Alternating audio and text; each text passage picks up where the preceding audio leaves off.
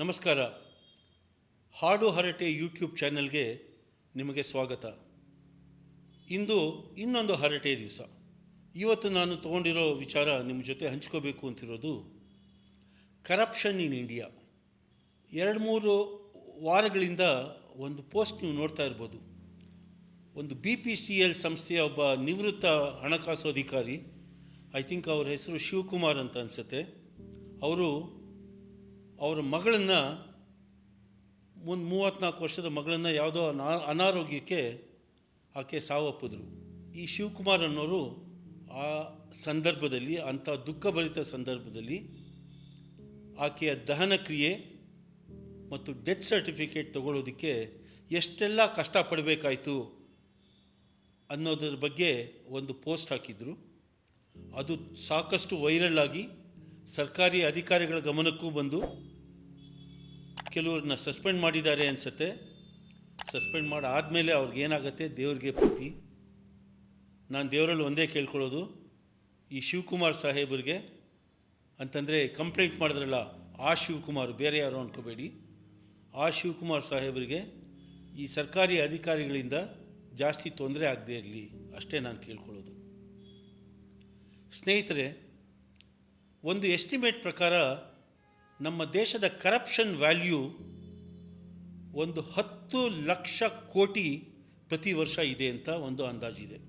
ನಾನು ಈ ನನ್ನ 71 ವರ್ಷದ ಜರ್ನಿನಲ್ಲಿ ಕರಪ್ಷನ್ ಕೂಡ ಯಾವ ರೀತಿ ಬೆಳೆದಿದೆ ಅನ್ನೋದನ್ನು ನಾನು ಗಮನಿಸಿದ್ದೀನಿ.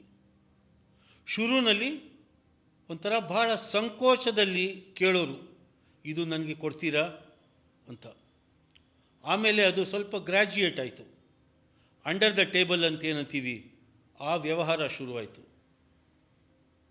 ಆಮೇಲೆ ಏನಾಯಿತು, ಬೇರೆ ಯಾರೋ ಥರ್ಡ್ ಪಾರ್ಟಿನ ಯೂಸ್ ಮಾಡ್ಕೊಳ್ಳೋಕೆ ಶುರು ಮಾಡಿದ್ರು. ಅಂದರೆ ಹತ್ತಿರ ಇರೋ ಯಾವುದೋ ಒಂದು ಟೀ ಅಂಗಡಿನಲ್ಲಿ ಅಲ್ಲೋಗಿ ದುಡ್ಡಿಟ್ಬಿಡು, ಅದು ನನಗೆ ಗೊತ್ತಾಗುತ್ತೆ, ನಿನ್ನ ಕೆಲಸ ನಡೆಯುತ್ತೆ. ಆ ರೀತಿ ಸ್ವಲ್ಪ ಗ್ರ್ಯಾಜುಯೇಟ್ ಆಯಿತು. ಆಮೇಲೆ ಓಪನ್ ಆಗೇ ಕೇಳೋಕ್ಕೆ ಶುರು ಮಾಡಿದ್ರು. ಒಂದು ಕಚೇರಿಯ ಎಲ್ಲರೂ ಸೇರಿ ನಾವೆಲ್ಲ ಒಂದು ಟೀಮ್, ನಮಗಿಷ್ಟು ಹಂಚ್ಕೋಬೇಕಾಗತ್ತೆ, ಕೊಡಿ ಅಂತ ಕೇಳೋಕ್ಕೆ ಶುರು ಮಾಡಿದ್ರು. ಇವಾಗ ಅದು ದುರ್ವರ್ತನೆ ಲೆವೆಲನ್ನು ತಲುಪಿದೆ. ಅಂದರೆ ಡಿಮ್ಯಾಂಡ್ ಮಾಡೋದು, ಕೊಡದೇ ಇದ್ದರೆ ಆತನ ಬೈಯೋದು, ಆತನಿಗೆ ಸಾಕಷ್ಟು ಕಷ್ಟ ಕೊಡೋದು. ಈ ರೀತಿ ಕರಪ್ಷನ್ ಅನ್ನೋದು ಒಂದು ಗ್ರ್ಯಾಜುಯೇಟ್ ಆಗ್ತಾ ಹೋಗ್ತಾ ಇದೆ. ಮುಂದೆ ಯಾವ ಲೆವೆಲ್ಗೆ ಹೋಗುತ್ತೆ ಆ ಬ್ರಹ್ಮನಿಗೆ ಪ್ರೀತಿ.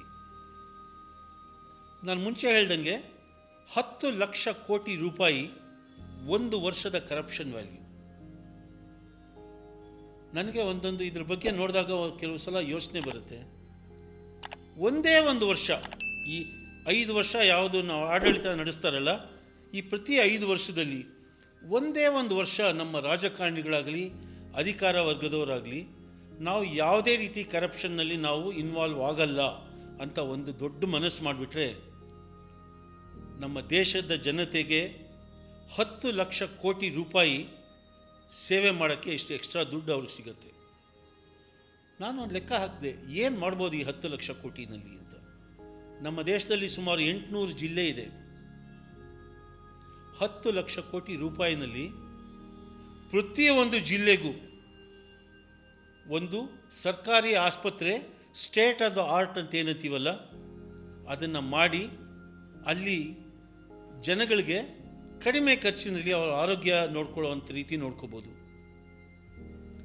ಅದೇ 800 ಜಿಲ್ಲೆಗಳಲ್ಲಿ ಒಂದು ಸರ್ಕಾರಿ ಶಾಲೆನ ಸ್ಟೇಟ್ ಆಫ್ ದ ಆರ್ಟ್ ಶಾಲೆ ಮಾಡಿ, ಯಾವುದೇ ರೀತಿ ಪ್ರೈವೇಟ್ ಸ್ಕೂಲ್ಗೆ ಅದು ಕಮ್ಮಿ ಇಲ್ಲ ಅಂತ ನೋಡ್ಕೊಳ್ಳೋ ಥರ ಅದನ್ನು ಆ ಲೆವೆಲಿಗೆ ತಂದು ಜನ ಗೌರ್ಮೆಂಟ್ ಸ್ಕೂಲ್ಗಳಿಗೂ ಅವರು ಸೇರೋ ಹಾಗೆ ಮಾಡಿ ಕಡಿಮೆ ಖರ್ಚಿನಲ್ಲಿ ಅವರು ವಿದ್ಯಾಭ್ಯಾಸ ನಡೆಸೋ ಹಂಗೆ ನೋಡ್ಕೋಬೋದು. ಒಂದೇ ಒಂದು ವರ್ಷ, ಮಿಕ್ಕಿದ 4 ವರ್ಷ ರಾಜಾರೋಷವಾಗಿ ಸಾಕಷ್ಟು ತಿನ್ಕೊಂಡಿರಲಿ, ಅವರು ಏನೂ ಕಷ್ಟವಿಲ್ಲ. ಮುಂದಿನ 5 ವರ್ಷದಲ್ಲಿ ಇನ್ನೊಂದು ವರ್ಷ ಆ ಥರ ಪ್ರಾಮಿಸ್ ಮಾಡಲಿ, ಅದೇ ರೀತಿ ನಡ್ಕೊಳ್ಳಿ. ಆವಾಗ ನಮ್ಮ ರೈತರಿಗೆ ಆಗ್ತಿರೋ ತೊಂದರೆ, ಅವ್ರಿಗೊಂದು MSP ಅಂತ ಇನ್ನೂ ನಮಗೆ ಕೊಡೋದಕ್ಕೆ ಆಗ್ತಿಲ್ಲ. ಅವರು ಉತ್ಪಾದಿಸಿದ ಆಹಾರ ಪದಾರ್ಥಗಳಿಗೆ ಒಂದು ಶೇಖರಣೆ ಮಾಡಿ ಅದನ್ನು ಒಂದು ಹಾಳಾಗದೇ ಇರೋ ಹಾಗೆ ನೋಡ್ಕೊಳ್ಳೋಂಥ ವ್ಯವಸ್ಥೆ ನಮ್ಮಲ್ಲಿ ಇನ್ನೂ ನಮಗೆ ಮಾಡ್ಕೊಡೋಕ್ಕಾಗಿಲ್ಲ. ಈ ದುಡ್ಡು ಅದಕ್ಕೆ ಉಪಯೋಗಿಸ್ಕೋಬೋದು. ನಮ್ಮ ರಸ್ತೆ, ನಮ್ಮ ಫುಟ್ಪಾತ್, ಕಸ, ರಸ್ತೆಯಲ್ಲಿರೋ ಕಸ, ಇವುಗಳ ವಿಲೇವಾರಿಗೆ ಒಂದು ಒಳ್ಳೆ ಪ್ರಾಜೆಕ್ಟ್ನ ಪ್ರತಿಯೊಂದು ಜಿಲ್ಲೆನಲ್ಲೂ ಮಾಡ್ಬೋದು. ಮಿತ್ರರೇ, ಕರಪ್ಷನ್ ಅನ್ನೋದು ಬೆಳೆದಿದೆ. ಸಾಯತ್ತಾ? ಅದು ದೇವರಾಣೆ ಸಾಯಲ್ಲ. ಅದು ನಮ್ಮ ದೇಶದಲ್ಲಿ ಇದ್ದೇ ಇರುತ್ತೆ. ಅದನ್ನು ಕಮ್ಮಿ ಮಾಡ್ಬೋದು.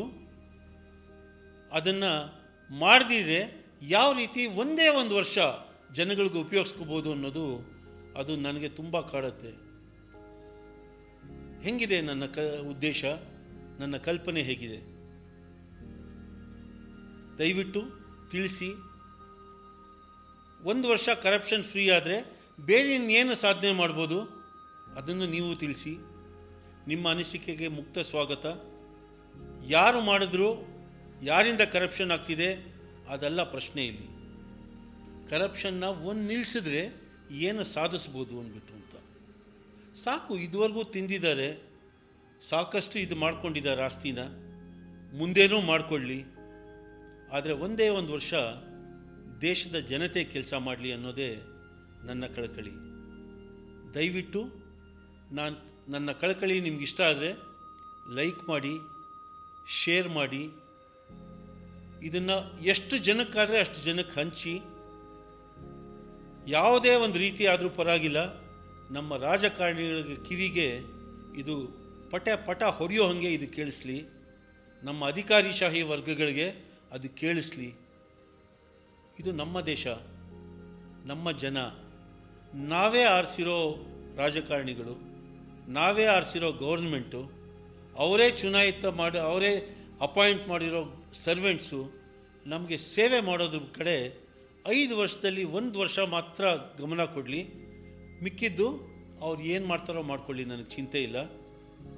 ಏನಾದರೂ ಇದರಿಂದ ಪ್ರೇರೇಪಿತನಾಗಿ 1 ವರ್ಷ ಅಲ್ಲ ಮಂಜುನಾಥ್, ನಾನು 2 ವರ್ಷ ತಿನ್ನಲ್ಲ ದುಡ್ಡು ಅಂತಂದರೆ ನಮ್ಮ ದೇಶ ಇನ್ನೂ ಮುಂದೆ ನಿಜವಾದ ಅಭಿವೃದ್ಧಿ ಹೊಂದುತ್ತೆ.